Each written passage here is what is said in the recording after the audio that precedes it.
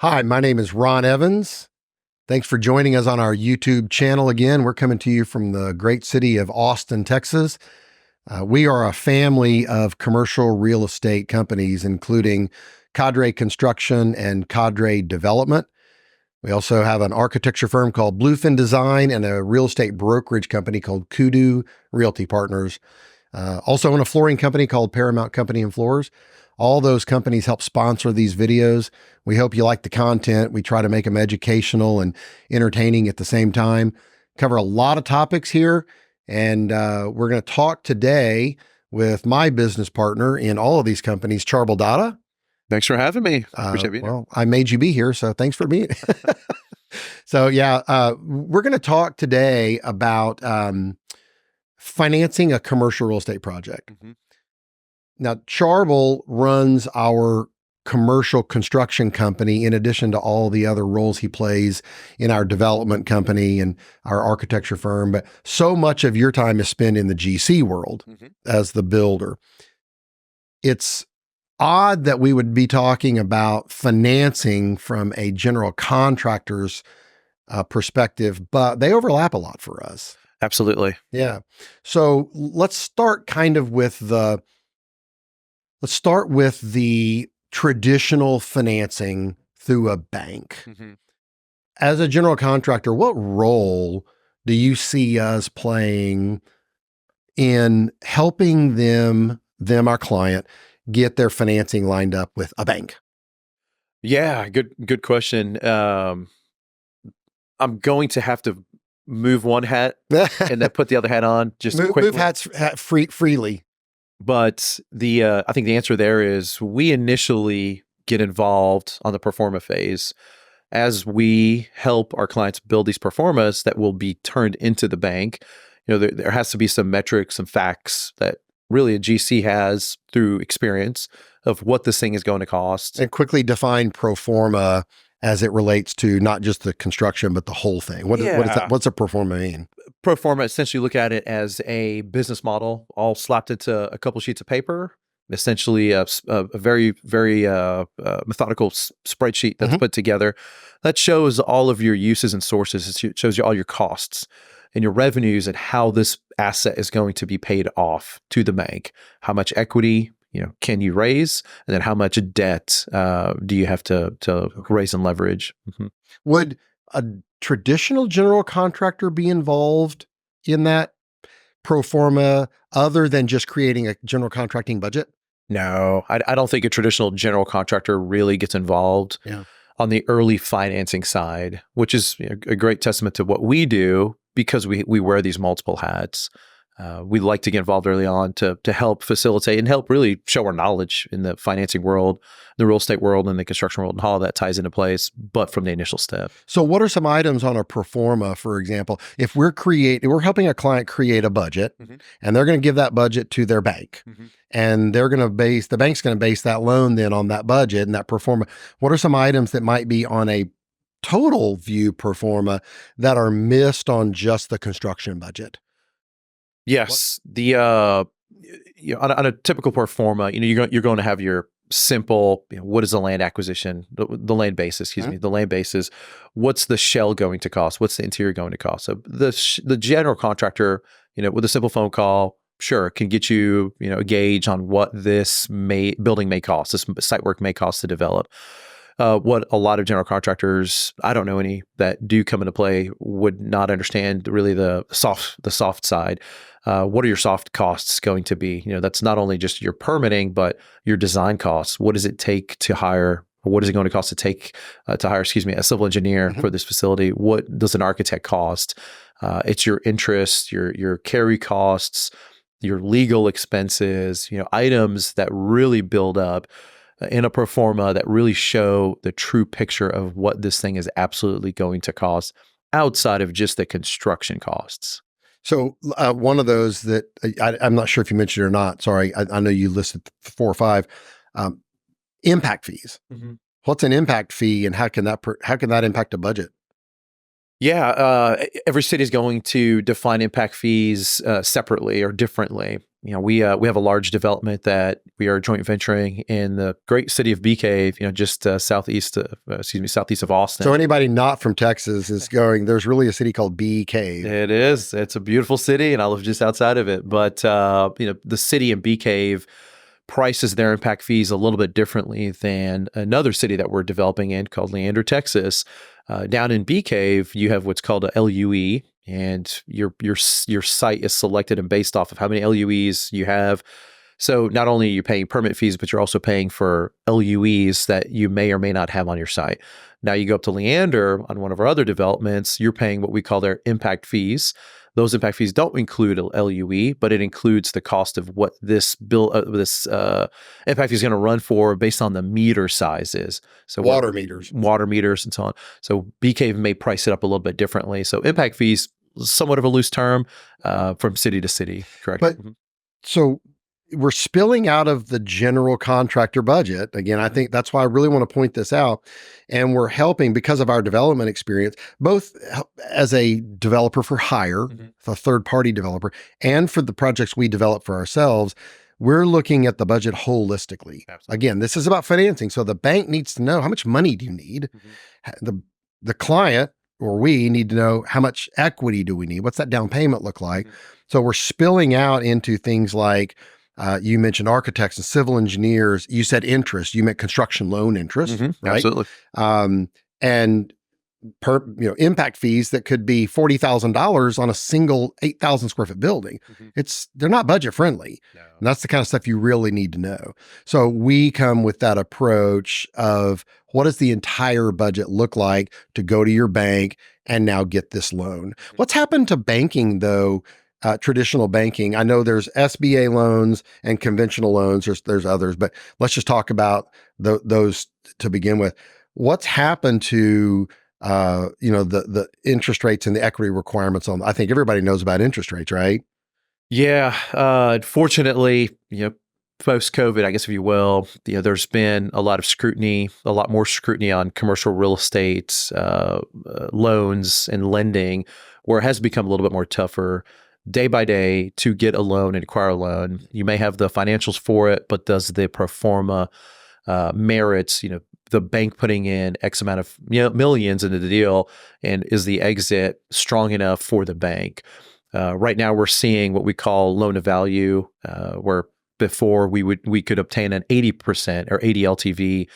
Now we're seeing at best a 70 LTV. So that really means you're putting in 10% more equity. At best on one deal. So when you look at it holistically as, let's say you're a multi location practice, you want to build five veterinary facilities. Well, now you have to have that much more equity to put in. You may not be able to build all five at one point. So you can only build three now. So those equity contributions or equity requirements have really gone up substantially, in my opinion. And on top of that, interest rates have gone up. So it's definitely a lot more difficult to get a development deal done, because not only does your exit strategy or does your practice can it more than marry to what your LTV ratios are, as well as your interest. So it's becoming a little bit harder to develop day by day. And we're kind of talking about different product types. We're kind of intermingling this conversation. Let's break those out a little bit. So you've got let's say a speculative piece of real estate. Somebody comes to us and wants to build a 30,000 square foot shopping center. It's going to be a whole different loan to value, amount of equity required if they don't have any tenants lined up front, right? That's risk mitigation and that's riskier for the bank. Then you mentioned a vet facility. Still better loan to value, more favorable loan to value scenarios for a owner occupier. Absolutely. And very often even the type of occupier, doctors, for example, veterinarians and human docs still get very favorable financing. They can get into facilities still often for 10% down. And in some scenarios still, if you use two loans, which is a whole topic for another conversation, 100% financing. For years, we did a lot of those. That got tighter. Correct. But the whole point of this process or this discussion is there's a process in upfront that requires your team to be knowledgeable about the various products out there. Are we going to go conventional? Are we going to go SBA?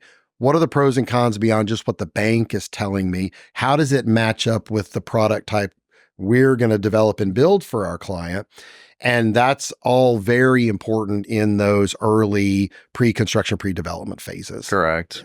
Yeah, absolutely. So, how about partnerships? You and I have done a lot of them in various ways. There's let's talk about the Bee Cave project you mentioned. So that's a type of a partnership. How is that applicable as a general contractor and as a partner in that deal that we're looking at doing? Yeah, great question. This specific example was really an initial thought based on our general construction experience and knowledge in a marketplace that we have not only built, but also developed in. So the original conversation was, can you build us a large facility or a number of buildings on this piece of dirt? The piece of dirt ends up being about 22 to maybe 25 acres, depending on how much we acquire additional. With that said, the initial conversation started because we are a general contractor, where most general contractors only build. We explore other options past that. Now we are going to also employ our development arm, our brokerage arm, and our architecture arm as well. So we are partnering in with this landowner who, let's say, for example, has a lot of equity built into the land, but they don't know what to do with it. They don't know how to utilize it best. So there's a lot of value that's sitting there and has been sitting there for quite some time. Why not deploy it and put it on a cash flowing asset? If you don't know who to go to, it's hard to find that specific group or groups that you can trust heavily with. Well, our general contracting arm really was the intro to this deal to also bring on our other service lines and contribute not only our resources, but our also equity into this deal. You said something interesting, and this is partly related to the partnership question, but it's also partly related to the equity question. You said bringing in the land. So what are the various things that can count as equity? Let's say this partnership. One of the things I know that you and I like to do is bring in our general contractor, and even some of those fees our general contractor might earn, lower some of those fees or contribute some of those fees that would be a kind of a buy-in for us. But what are the other things that can be contributed, money that's spent up front that gets counted as equity? Yes. I'm glad you asked that because not a lot of folks understand what equity truly is. Equity in the lender's perspective is value that's brought on to a deal. That could be deposits from tenants. That could be architectural fees. It could be civil engineering fees that owner, developer, partner paid before they acquired their let's say their construction loan. So let's say, for example, you paid $150,000 to your architecture firm, spent, the drawings are done. Now you're going for your final construction loan. The bank can see that and actually will oftentimes see that as pure equity. That $150,000 that went to the architecture group now gets rolled into dollar for dollar equity into the development deal. Okay.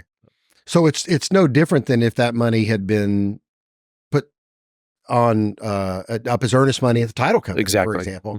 So you're getting credit for this money you've spent. That's important because you and I remember a day when money would be spent on a little bit of architecture, but maybe not the whole set of plans. And then the loan could be closed. That's changing or changed. Now, a lot of the time the bank says, no, we want a full set of construction documents and permits. Then we'll close that loan. So again, that's money that on the downside, the client is saying, well, I got to put all that money in up front. I got to spend cash for that. On the flip side, it's like saying, yes, but it's equity. It's like you're pre-depositing some of your equity. Correct. That you need to close that construction loan. Yeah.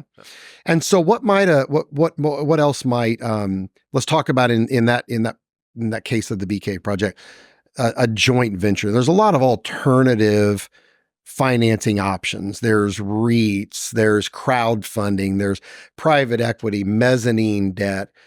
Let's talk about the JV. That's a really common one and one that we do very often. So just kind of define that structure, maybe again, as it relates to Bee Cave. What does that look like? So the way this will ultimately go, the landowner who has the substantial amount of the equity into the land will be rolled into our really ultimately our construction loan. There will be no land loan associated with this project, where a lot of projects would have it. So like that architecture question we just had, the land value in the land can come in as equity too. Mm-hmm. And sometimes that could be just enough or shy, let's say X amount of points that you have to go out and raise. We will contribute, through our service lines, some of the earnings, if you will, upfront and as well as later on. But we'll also partner in with other investors, more of essentially a general partner / limited partnership role. Okay.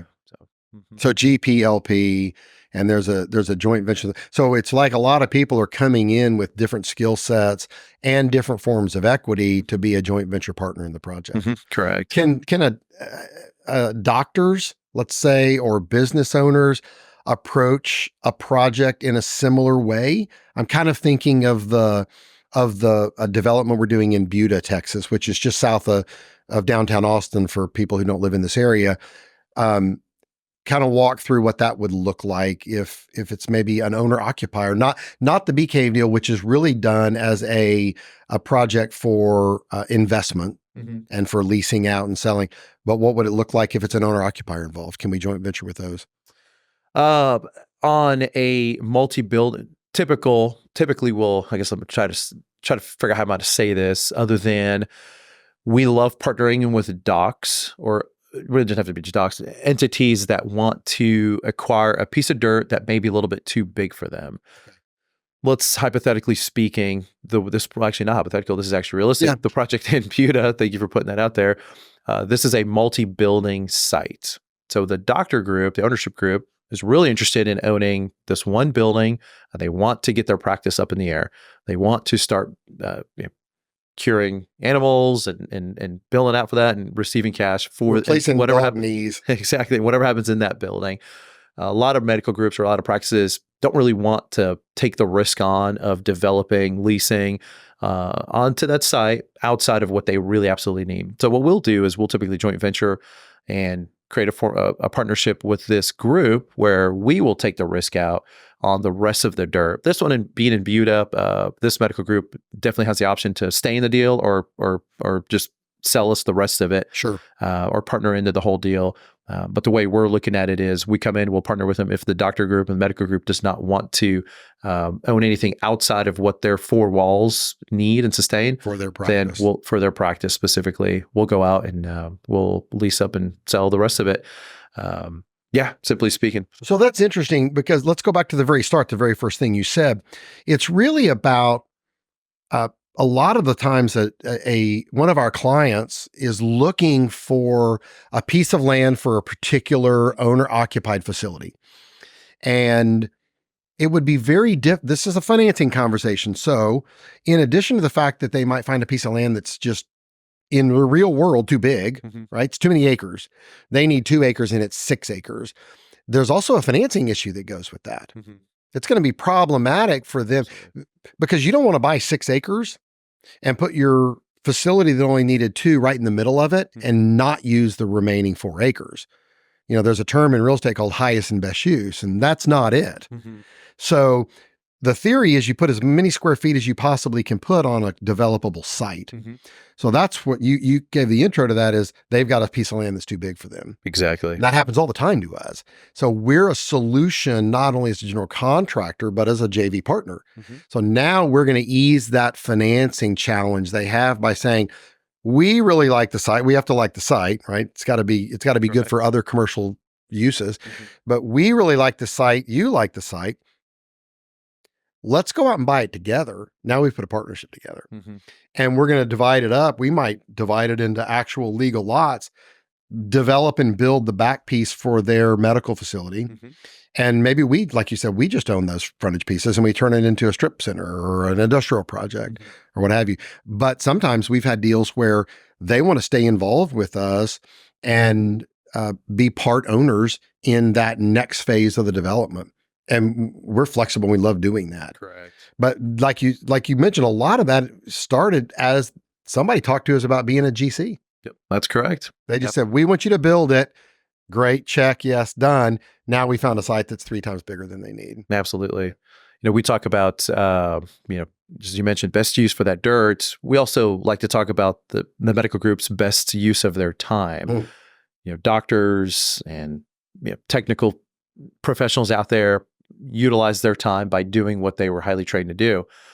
What we do is we come in and we help them with this time. We take on all of the legwork, if not majority of the legwork, depending how involved they want to be, where they can continue to grow, sustain on their practices while we're doing a lot of the legwork for the development, getting it entitled, the sales, you name it, and then putting together the construction plans. So that's where I think a lot of our partnership, our value add comes in, is they can trust somebody to come in with the best intent to help them grow this asset. It's a cash flowing asset while they're maintaining their practices. Yeah. That reminds me, we've seen the entire gambit. Mm-hmm. We're talking to somebody right now who said, basically, buy this land, build my project, and then take me out of the rest of it, right? They didn't want any involvement. They don't want the risk. They don't want the financing obstacles.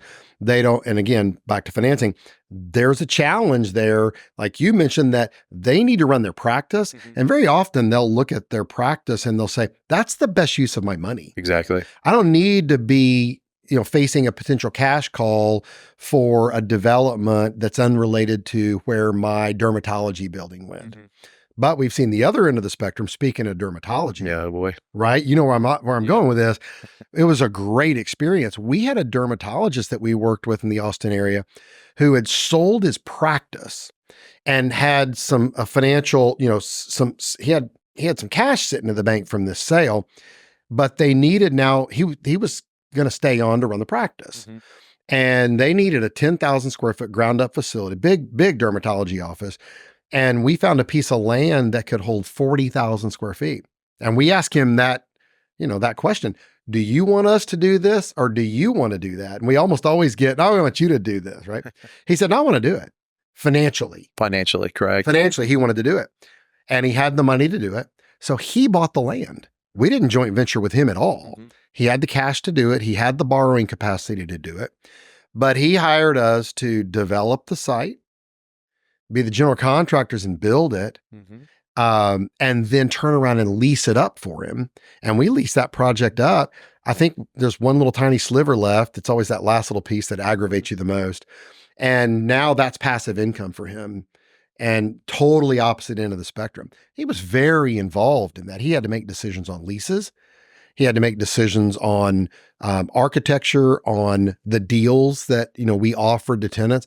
He wanted an active role. Mm-hmm. So that happens. Yeah, he became a great partner. Lots of trust on both sides, Right. The table, and now he's got an amazing, like you say, cash flowing asset that's sitting there in the heart of Cedar Park, Texas. That's right. Yeah, it was a fun project, and I hope to do more with him. Let's not dig into things like REITs and crowdfunding in this Mm-hmm. this video. I think we won't quite have time for that. But thanks for joining us, and I love the conversations. Gives me new ideas every time we sit here and talk. Thanks for having me. Yeah, This is great. So, everybody, thanks for joining us today. Great conversations. We love doing this. It's our passion. Hope you reach out to us in the comments with questions or find us on the web. Our website information is listed below in the comments. And this is where I point. Somewhere. Website's below. So we'll talk to you guys next time. Thanks a lot. Thank See you. ya.